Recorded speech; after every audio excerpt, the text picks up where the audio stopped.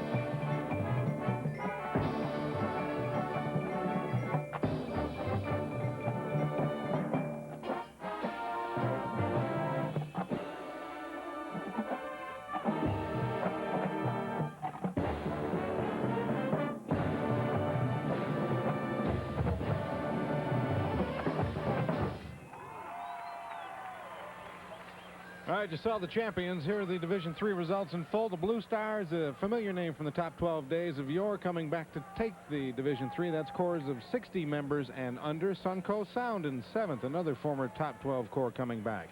Division II, 90 corps members and under. Carolina Crown, a young up-and-coming corps from the Charlotte region, 94-3 taking it all. Santa Clara Cadets coming in there in 2nd. And Lynn Salit from Canada in 5th. Well, you know, you've been seeing some fellas out in the field in green shirts with the clipboards and little tape recorders. Those are the judges, and it's a very complicated and maybe subtle thing. How do they judge these events? Well, everything is on a score of 100. These kids aspire to get that perfect score of 100, so given that, it's not terribly unlike the Olympics. Those 9 judges are working in 3 main areas: brass, percussion, and visual. Now, in the brass, the first caption, 20 points, they're basically looking for how well the corps member does what he's doing with that horn, how well they're playing, essentially. And they do that as well in percussion, how well the keyboards and the snares and the toms and the bass drums are doing their jobs and playing together. And the same with visual, how well that corps is marching and how the color guard is doing its job and how it's all fitting together. Those are all performance. Now, upstairs, we've got something called general effect. The judges in those areas are high in the stands, also looking at brass, percussion, and visual, but they're looking at showmanship and salesmanship and the effectiveness that the corps brings that show home and the way they sell it, essentially. And that's the judging element. Right now on the field are the defending world champions, the Cavaliers from Rosemont, Illinois. And their show theme is Heroes, Symphonic Trilogy. Let's flash back to 1992, the year they took the title last year. Hard to believe, a corps that has been around since 1948 in the thick of the hunt. It took till 92 for them to take a title, but a proud, proud moment it was for the Cavaliers. This corps also started the season kind of slow, but they have been relentless, and their percussion section has really pushed them along and helped them jump a spot from the quarters to the semis, where they hit that 94-3 last night. Now let's meet their drum major. Hi, my name is Dan Hope, and I'm the drum major of the Cavaliers Drum and Bugle Corps. Our corps director is Jeff Feeler, and this year's show is entitled Heroes, a Symphonic Trilogy. It's dedicated to a Cavalier hero. Enjoy the show.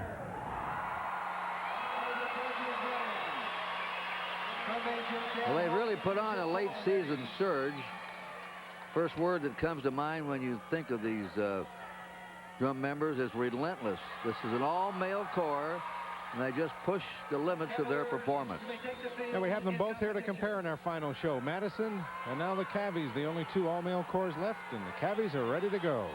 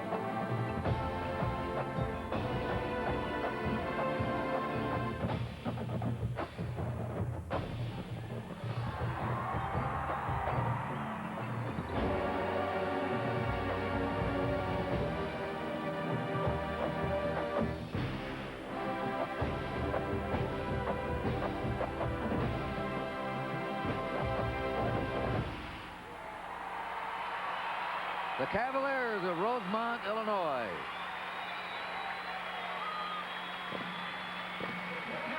Standing ovation for them. Defending champs set them on their feet. And look at intensity in those faces. I'll tell you, the rain has stopped, but I think it's done something to do something special to these kids in this crowd, because everybody seems extra fired up tonight. Defending champs, second in 90 and 91, and they have made a late surge this week here in Jackson. Watching them march off and seeing those young faces. And you know, you can't be over 21 years old and be in these drum corps. Might lead you to believe that only the very young participate in this activity, and they do. But look again, that guy sitting next to you at work may also have the drum corps bug.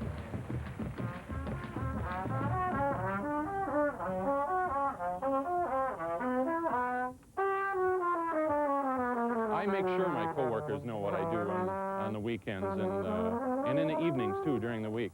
as much as I like my job, I consider this my real life. So, and I want them to know what I really am. I'm not that person who sits like a drudge at work sometimes. I'm a CEO of a manufacturing firm and worry about shipments and sales and efficiencies and all that, but I've been in drum corps in excess of 30 years. I started in junior corps in the late 50s, but made the transition to senior corps in 1962, 63. Hey, Bob. Here's a chance for somebody that wants to continue a career, work full-time, go to school full-time, have a family full-time, keep balance in their lives, and still march drum corps and have fun doing it.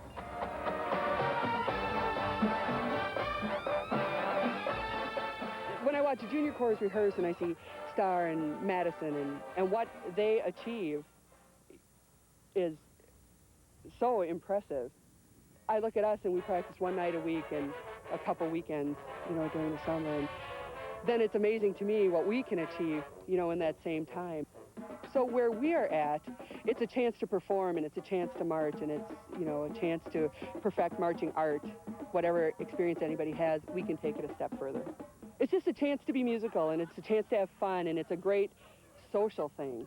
Senior corps has got just about all of my friends in it. I've been in the group for 20 years, so that's my whole social life. You see people at their worst and at their best, and it's just natural for people to literally fall in love.